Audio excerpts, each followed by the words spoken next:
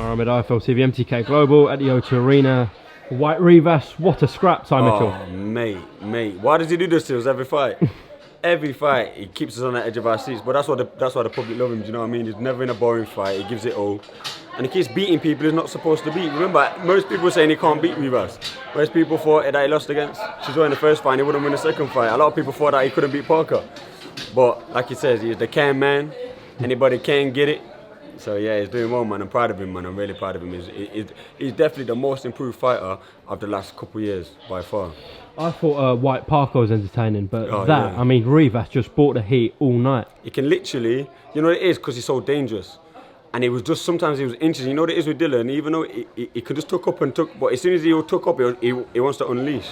Because he's a fighting man, do you know what I mean? So it's dangerous to engage, and they're both trying to engage at the same time. And all it takes is one shot to come together.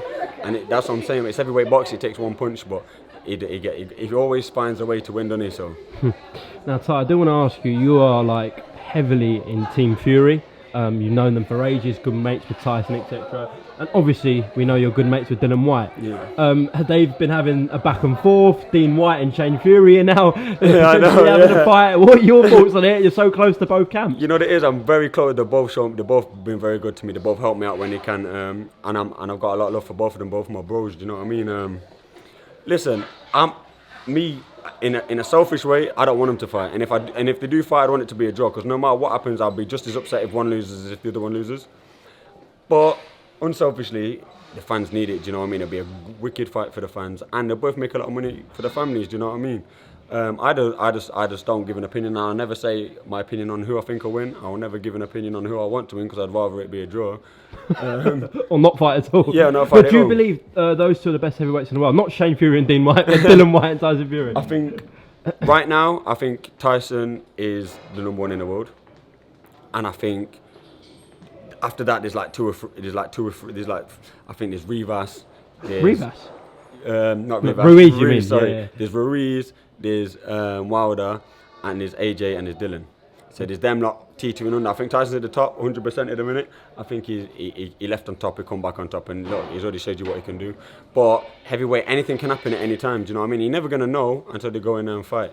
So it's one of them. But having said that, like the fight I'm interested in seeing is Shane and Dean. Now that is a fight. You see, like them two YouTubers done the white collar thing. And yeah.